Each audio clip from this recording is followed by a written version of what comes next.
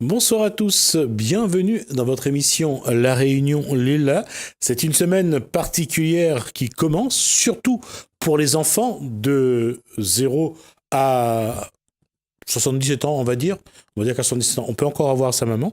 Ils ont eu encore une semaine donc pour trouver, comme chaque année, le cadeau qui dit «Maman, je t'aime très fort». Ça va être donc cette semaine, encore une semaine donc, pour chercher ce fameux cadeau qui montre tout l'amour qu'on a pour sa maman. Moi, je profite pour embrasser la mienne et lui dire je t'aime. La question ce soir, et Vincent Rivière, lui, veut envoyer aussi un message fort au maire, à la mère, et pas à sa mère, mais à la mère de la possession. Et ce même si ce n'est pas la fête des mères, mère M-A-I-R-E-S, là, c'est politique.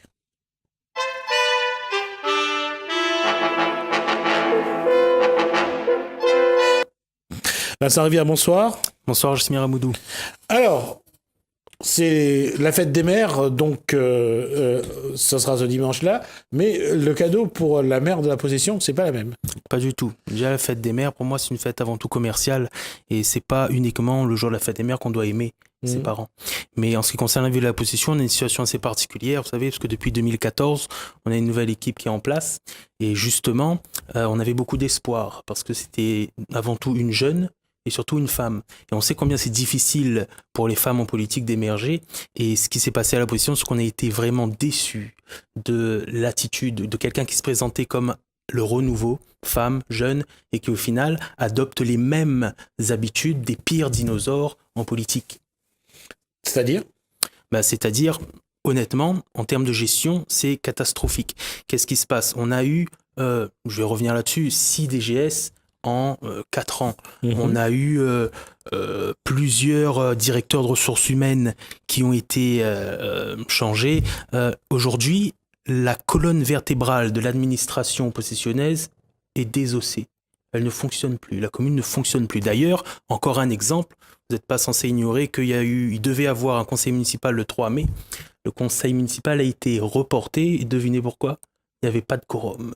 Ça veut dire que les élus étaient en week-end prolongé. C'est pas intéressant pour eux de venir débattre des sujets de la commune. Donc, si vous voulez, il y a une situation terrible qui est en train de se jouer à la possession et il faut absolument réagir. Alors, comment vous voulez réagir ? Bon, évidemment, il n'y a pas de solution miracle, mais j'aimerais quand même développer un certain nombre de points propres à la vie quotidienne des possessionnés. Si vous me permettez, je vais commencer par l'école. Vous savez, l'école, c'est un sujet important. On peut aller jusqu'à 2 fois par jour à une école, 4 fois par jour si l'enfant ne mange pas à la cantine. Donc, c'est un sujet qui concerne directement les parents. On a le problème de l'organisation de la semaine scolaire. Vous savez que la commune de la Possession fait partie des 4 communes qui n'ont pas souhaité passer à la semaine de 4 jours. Et la raison est bassement financière. Parce que tout simplement, si la commune passait à la semaine de 4 jours tout de suite, elle aurait une enveloppe en moins de 90 € par élève qui sert à financer le périscolaire. Donc s'il y a eu la volonté de ne pas passer à la semaine de 4 jours, c'est uniquement une raison financière. Je ne suis pas tout à fait d'accord avec vous là-dessus, parce que les 20 autres communes qui sont passées 4 jours. Aux semaines de 4 jours, à la semaine de 4 jours, c'est plus pour des raisons financières. Justement, allez comprendre. Moi, ce que C'est-à-dire que pour eux, ils n'avaient pas assez de moyens pour maintenir les bus, l'école ouverte, le personnel. Là, la possession fait cet effort, et surtout, la possession maintient un périscolaire, ce que ne font plus depuis pas mal de temps les autres communes. Absolument, ils maintiennent un périscolaire payant tout en bénéficiant d'une enveloppe de 90 € pour chaque élève. Mais ça, c'était le jeu depuis le début, Vincent Rivière. Absolument. Oui. Mais l'idée, c'est qu'aujourd'hui, elle est en train de consulter les conseils d'école et consulter les parents d'élèves pour changer la semaine scolaire. Et on a été étonnés parce que le rectorat nous a proposé 5 propositions différentes. Et elle fait voter aux parents uniquement 2 propositions. Et dans les 2 propositions, il s'agit d'une pause méridienne de plus de 2 heures de temps. 2 heures de temps à surveiller des enfants dans la cour, tout en sachant qu'aujourd'hui, le nombre d'ATSEM, le nombre d'agents de restauration a diminué de 20%. Les ATSEM se plaignent déjà des difficultés de gestion de la pause méridienne. Donc là, on est à 1h30. Ils vont avoir 2 heures, mais pas d'augmentation d'effectifs. Mais est-ce que là-dedans, votre position prend en compte le bien-être des enfants. Absolument, absolument. D'ailleurs, c'est ça qui est terrible. Parce C'est-à-dire qu'on ne peut pas demander aux parents de statuer sur une organisation sans avoir préalablement fait un travail de pédagogie d'information. La plupart des communes, oui, je crois que la plupart des communes ont fait voter leur conseil d'école et chaque conseil d'école a choisi le rythme qu'il souhaitait. Absolument. À la Mais possession, quel a été le choix des parents? le choix des parents, il est en consultation. Mais comme je vous dis, il y a eu 5 propositions du rectorat et seulement 2 ont été proposées aux parents. Ça, c'est une méthode de manipulation pour faire en sorte qu'il y a un choix qui soit privilégié. Je vous explique rapidement. On a le choix entre le mercredi qui saute et le vendredi après-midi qui saute, mais sur 5 jours. L'idée, c'est que on va plus ou moins s'orienter vers les 4 jours et pas court le mercredi. Donc l'idée, encore une fois, c'est que la gestion de l'école à la possession est défectueuse. Et je m'explique. Il y a eu notamment le problème des ATSEM. Et on a eu notamment l'adjointe aux affaires scolaires qui a osé dire, que je retrouve un peu pour pas... On a observé l'organisation des écoles en métropole. Et on s'est aperçu qu'il n'y avait pas toujours une ATSEM par classe, mais plutôt une ATSEM par école. Donc, on a décidé de faire comme en métropole. Mais moi, je dis que ça, c'est une insulte à la possession. C'est une insulte aux Réunionnais, parce qu'on ne peut pas comparer le territoire réunionnais et le territoire métropolitain. Déjà, en termes de précarité, en termes de difficulté d'organisation, c'est un signe qu'on ne connaît pas bien la situation à la possession. Donc pour moi, ça déjà, c'est un manque de respect de vouloir absolument toujours se focaliser qu'est-ce qu'on fait en métropole, comment on pourrait expliquer aux Réunionnais comment on fait les choses bien comme il le faut. Déjà, ça, c'est un grave problème. Vous savez, on attend d'ici 2020 1000 élèves en plus. 1000 élèves en plus. Combien d'écoles ont été construites depuis 2014 ? 0. Là, on parle de la construction d'une école et on s'aperçoit que finalement, ce sont des modulaires. Des modulaires, c'est-à-dire des petites briques, on va mettre les enfants là-dedans. Donc, est-ce que la politique éducative en matière d'accompagnement des infrastructures pour l'école est respectée à la possession ? Non, on est très défaillant. Et c'est aujourd'hui qu'on doit faire en sorte qu'il y ait suffisamment d'établissements pour pouvoir préparer 2020 et après. La question aujourd'hui, qu'est-ce que les parents demandent en matière scolaire, qu'est-ce qu'ils demandent en matière de moyens et comment voir l'école de demain dans une ville comme la Possession. C'est ça, peut-être. Je vais vous répondre, M. Jismir Amoudou. L'une des principales revendications des parents, en parenthèse, j'ai essayé aussi de monter un collectif de parents d'élèves pour justement mettre en avant cette problématique de la diminution des ATSEM, c'est au moins sur la pause méridienne qu'on n'ait pas 2 heures de temps de libre pour que les enfants fassent n'importe quoi dans la cour. Surtout, comme je le répète, il y a un manque d'encadrement. C'est pas de la faute des ATSEM, elles sont pas suffisamment nombreuses. Donc, l'une des solutions, c'est de réaffecter des moyens pour l'encadrement de ces élèves-là. Et là, on touche un problème assez particulier, c'est-à-dire de la précarisation. On a fait un choix, c'est-à-dire de mettre en avant des contrats aidés au lieu de pérenniser ces emplois dans l'éducation. On ne peut pas dire aujourd'hui que notre priorité numéro 1, c'est l'éducation, mais seulement continuer à mettre des emplois aidés. Il faut pérenniser ces emplois-là et surtout former les ATSEM. Il y a beaucoup d'ATSEM qui se forment sur le tas. Donc, c'est pas ça qu'on attend d'une politique éducative. Alors, qu'est-ce que aujourd'hui Vincent Rivière préconise en matière d'éducation à la possession ? La première chose, c'est d'écouter les parents. Parce que moi-même, si vous voulez, en tant que père de famille, je sais ce que c'est que d'organiser l'école pour un enfant. Aller le prendre, le déposer, s'organiser en termes de surveillance, etc. Tant qu'on ne prendra pas la décision des parents en compte dans l'application d'une politique éducative, on ira droit au mur. C'est ce qui s'est passé. Il y a beaucoup de parents qui sont mécontents, il faut le dire. Donc l'idée, encore une fois, on doit remettre plus de moyens en termes d'encadrement, former les gens, et c'est possible. Je vous rappelle qu'à la possession, 27 millions d'euros pour la masse salariale. Ça veut dire qu'on ne peut pas dire aujourd'hui qu'on n'a pas d'agents. On ne peut pas dire ça. Mais par contre, ils sont peut-être mal répartis. Alors, un budget de fonctionnement utilisé donc que vous critiquez, mais en matière de... Je reviens sur la mandature de Vanessa Miranville depuis 2014. Qu'est-ce que vous attendiez en termes politiques de cette mandature-là ? Parce qu'elle avait un programme. Je pense que si vous l'avez soutenu à ce moment-là, c'est parce que son programme vous convenait. Vous avez dit quoi ? Si vous l'avez soutenu. Soutenu ? Qui l'a soutenu ? Vous. Qui ?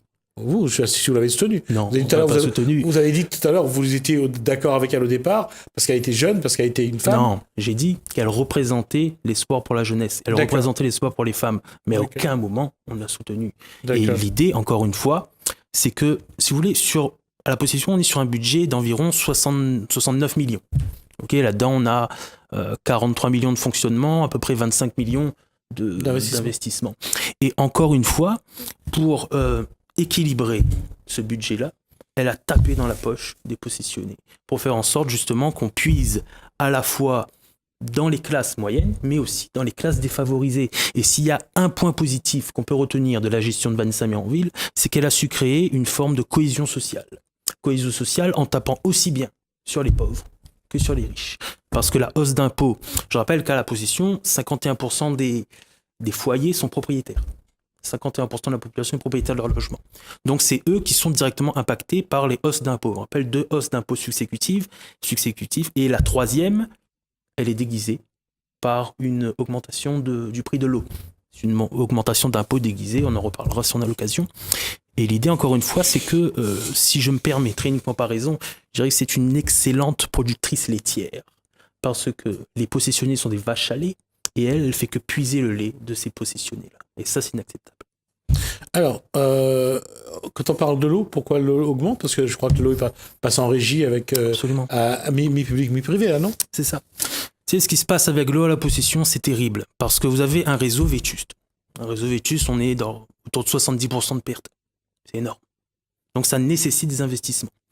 L'idée, c'est que on a estimé à peu près 22 millions le coût des travaux pour rénover le réseau. La stratégie de la municipalité, c'est de faire payer aux possessionnés cet investissement-là d'un coup. Et non pas progressivement, chose qu'aurait fait n'importe quel chef d'entreprise ou n'importe quel chef de famille. Là, vous vous avancez. Elle est arrivée en 2014. Ça fait 3 ans, ça fait bientôt 4 ans qu'elle est là. Son prédécesseur n'a pas mis en place ce projet-là pour faire payer. Il n'y a même pas eu un projet pour la rénovation des réseaux, et c'est pas les possessionnés qui auraient payé. Je veux bien que vous ayez un regard très critique sur la mandature de Vanessa Mironville. C'est votre droit et c'est tout à fait naturel. Mais vous pensez vraiment qu'en faisant porter à Vanessa Mironville tout ce qui n'a pas été fait depuis 43 ans, c'est vraiment de sa responsabilité? Absolument. Je vous explique pourquoi. Ouais. Le fait d'avoir choisi de passer par une CEMOP, c'est-à-dire une société d'économie mixte, partagée à moitié, en gros 51-49, par Runeo, Veolia et la commune, eh bien ça fait un coût direct pour la municipalité de 245 000 €. Et le pire, c'est pas ça. C'est que si dans 10 ans, on veut récupérer cette gestion-là, on devra débourser 9 millions. 9 millions. Et le pire encore, parce qu'il y a encore un pire, c'est qu'en 2020, cette compétence ne sera plus du statut de la municipalité, mais du TCO. Ça veut dire que là, 2 ans avant le transfert de compétences, on est en train d'investir 240 millions. Si on veut récupérer le projet dans 10 ans, il faudra payer 9 millions. Et concrètement... 240 millions 245 000 € tout de suite. D'accord, ok. Et l'idée, c'est que concrètement, ça se traduit par quoi? Les augmentations des tarifications d'eau ont déjà commencé depuis le 1er mai. Et on est à peu près sur 1,20 € d'augmentation par mois. Vous me direz, c'est pas beaucoup.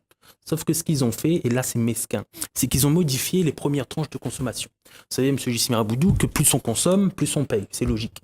Mais les retraités, les personnes qui vivent seules, célibataires, eux, ils consomment pas beaucoup d'eau. Et on a réduit leur tranche de marge pour qu'ils payent beaucoup plus tôt. Ça, c'est terrible. D'accord. Et à quel moment cette nouvelle augmentation va pouvoir prendre effet? C'est-à-dire 1er mai. 1er mai, c'est fait. C'est commencé, C'est commencé. D'accord, donc on devrait normalement voir venir une contestation. Bah, la contestation est déjà là. Il y a des gens qui contestent. Le problème, c'est qu'ils communiquent tellement bien qu'on arrive à faire en sorte de dire oui, c'est pour économiser l'eau, etc. Mais je le répète, on ne fait pas un investissement de 22 millions d'un coup. On le fait progressivement sur plusieurs années. D'accord. Pour pas justement que la population ressente cette hausse de charges. Alors, ma question, c'est aujourd'hui, quelle est la position de Vincent Rivière par rapport à la majorité et aussi par rapport à l'opposition? C'est terrible comme question. C'est qu'à la possession, nous avons, je ne vais pas dire l'opposition la plus bête du monde, mais nous avons quand même deux... Je trouve que vous êtes... Non, on a 2 courants qui se tirent dans les pattes, faut dire la vérité. Alors, il y a celui qui est mené par Philippe Robert, le fils du défunt maire de la possession. Et celui d'Éric Fontaine. Et ils ont été élus sur la même liste, Ils non? ont été sur la même liste, mais ce qui se passe, c'est que pratiquement dès le lendemain, il y a eu quand même une scission, une séparation. Donc moi, quand je dis que c'est l'opposition la plus bête de la possession, c'est parce qu'ils ne sont pas capables de s'entendre sur des sujets Essentiel. primordiaux. Voilà. À la limite, c'est pas un combat de personnes. Oui, on veut tous être maire, etc.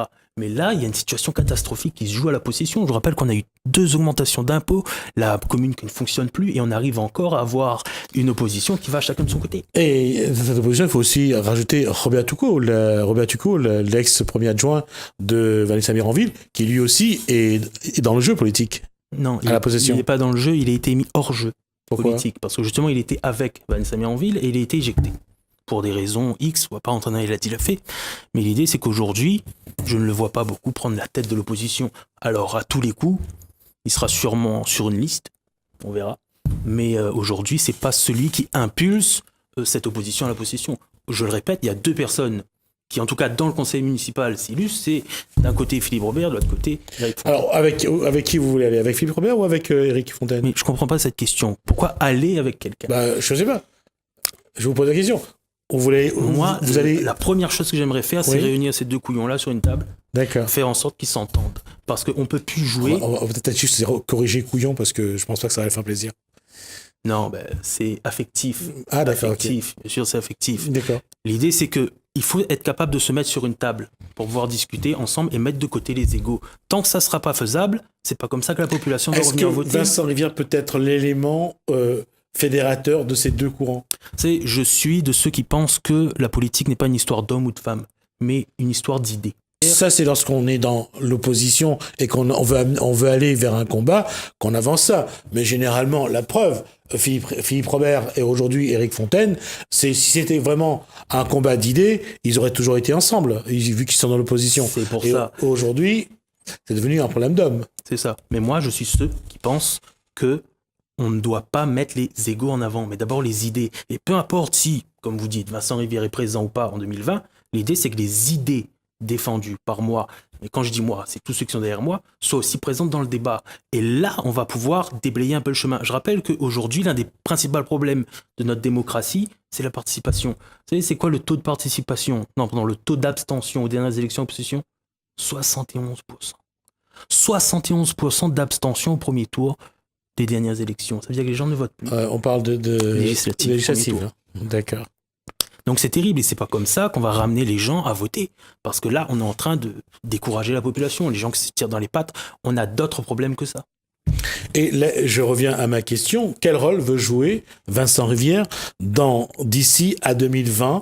Comment fédérer l'opposition? Comment que les idées que défendent Vincent Rivière, que défendent peut-être Éric Fontaine et Philippe Robert, se retrouvent derrière un seul et même groupe?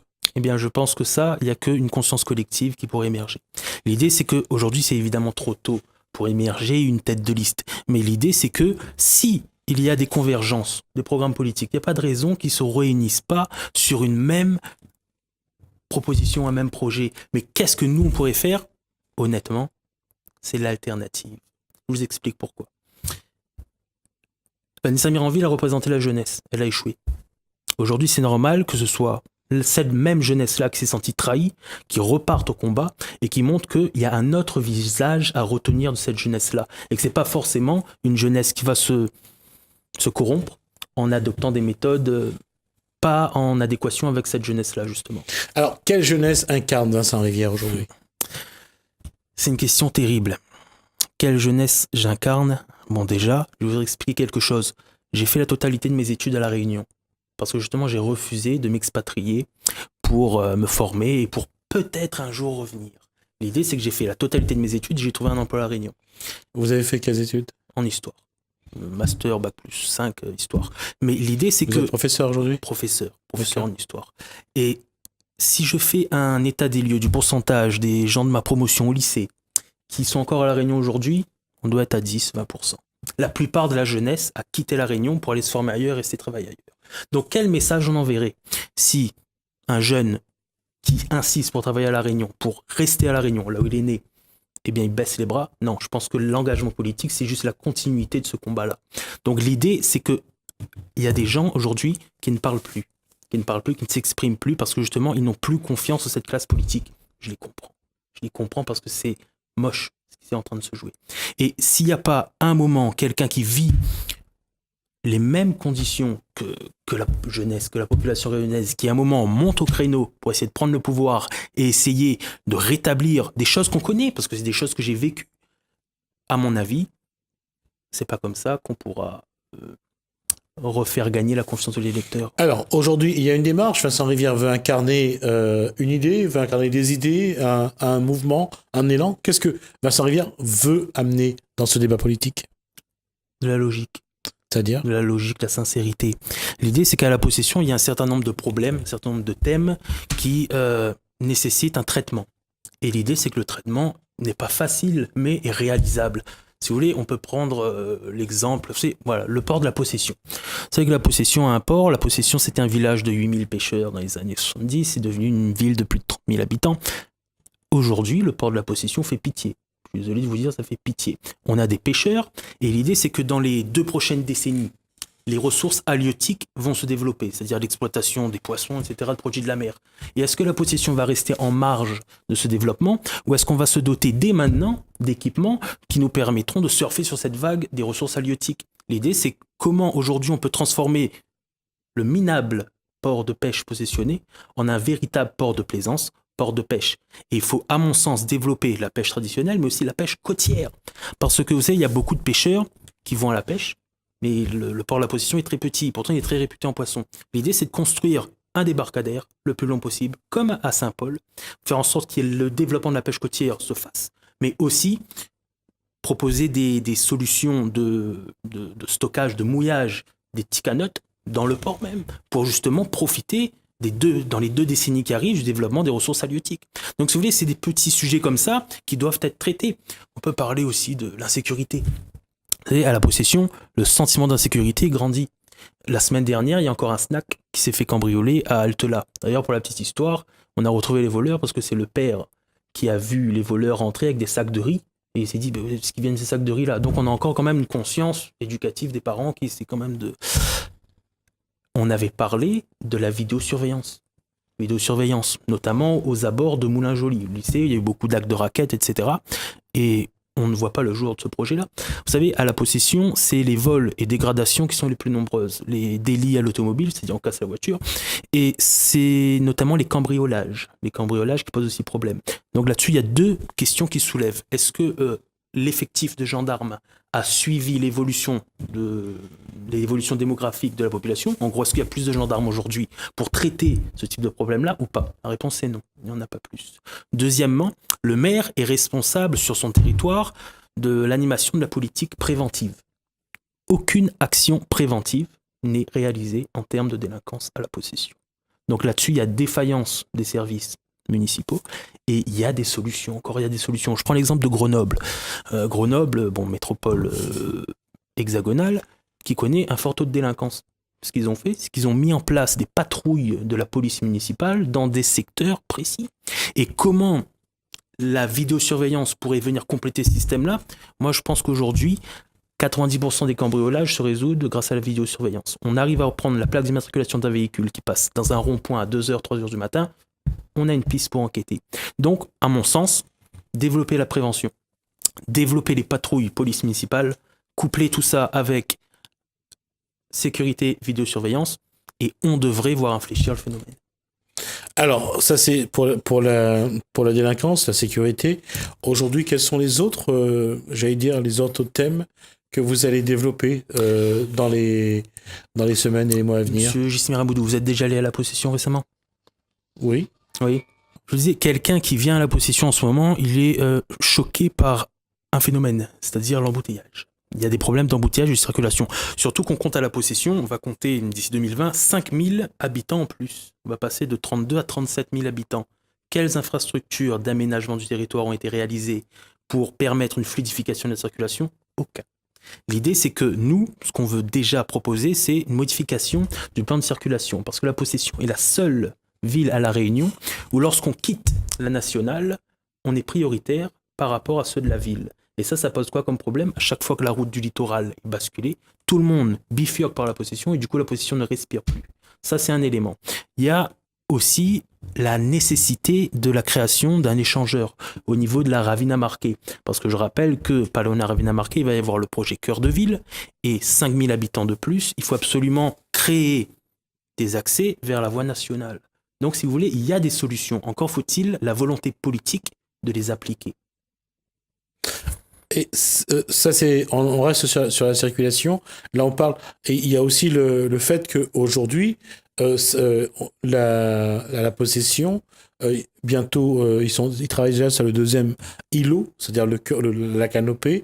Il y a ce cœur de ville. Forcément, ça va amener à une évolution. Comment travailler au niveau de la circulation? Je vous annoncer quelque chose en exclusivité sur Télécréole. Il y a un projet d'expropriation des possessionnés sur la rue Lecomte de Lille pour justement faire passer un projet de TCSP, transport en commun en site propre. L'idée, c'est qu'à mon sens, ce n'est pas comme ça qu'on organise la consultation. On propose le projet et ensuite on vous apprend « Ah ben peut-être votre maison sera détruite pour faire passer ça ». Non, on réunit les gens du quartier.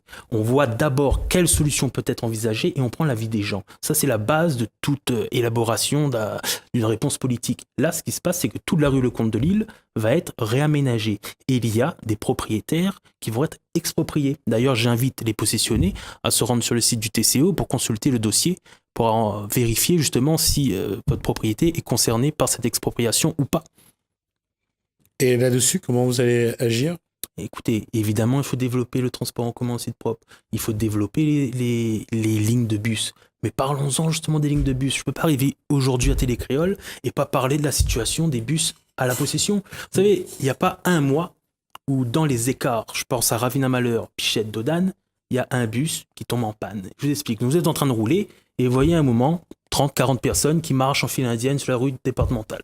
50, 100 mètres plus loin, il y a un bus en panne. Encore si c'était une fois de temps en temps. C'est régulier. Et n'importe quel usager qui nous regarde pourra le confirmer. L'idée, c'est qu'il y a un manque de moyens attribués à ces sociétés qui gèrent justement ce transport-là. Donc ça aussi, ça part d'une volonté politique. Il faut développer et adapter les équipements de transport scolaire. D'accord. Il nous reste 2 minutes. Je vais vous poser la question, Vincent Rivière. Quelle va être votre démarche jusqu'à 2020? Avertir. Avertir, tenir au courant. Parce que moi, je suis persuadé que ceux qui mettent en place les hommes ou les femmes politiques, ce sont quand même les électeurs. Sauf que ce sont des électeurs qui parfois sont trahis, sont tronqués, parce que justement, on communique tellement bien qu'on arrive à sortir un discours qui plaît, mais au final, dès qu'on gratte un peu le vernis, on se rend compte que c'est pas du tout ça, c'est pas du tout ce qu'on nous propose. Donc, c'est un travail de pédagogie pour informer les gens de la réalité des propos qui sont tenus par diverses personnes. D'accord. Ma dernière question, c'est dans quelles conditions vous pourriez être amené à être candidat à conduire une liste au municipal 2020 à la possession? Écoutez, comme je vous l'ai dit, l'idée, c'est surtout que les idées soient présentes au débat. Les idées défendues soient présentes au débat. Après, ça peut être Paul, Pierre, Jacques, XY. À mon sens, c'est pas ça qui est important. Ceci étant, il est évident que s'il y a une dynamique, un mouvement collectif qui se retrouve dans tout ce qu'on l'on dit, évidemment, on aura vocation à représenter les volontés de la possession. Et je reviens à ça. Et si demain, il n'y a pas de consensus, vos idées ne sont pas défendues, vous irez ou pas aux élections? L'idée, encore une fois, c'est qu'une élection, ça ne s'improvise pas, ça se prépare. Et c'est pas seul dans son coin, c'est la population qui porte quelqu'un. À partir de là, tout est possible. D'accord, merci Vincent Rivière. Merci on aura vous, l'occasion de suivre un petit peu les péripéties de ce qui va se passer de toute façon à la possession comme dans les 23 autres communes, puisque les municipales normalement c'est en 2020. Merci Vincent Rivière. Merci à vous.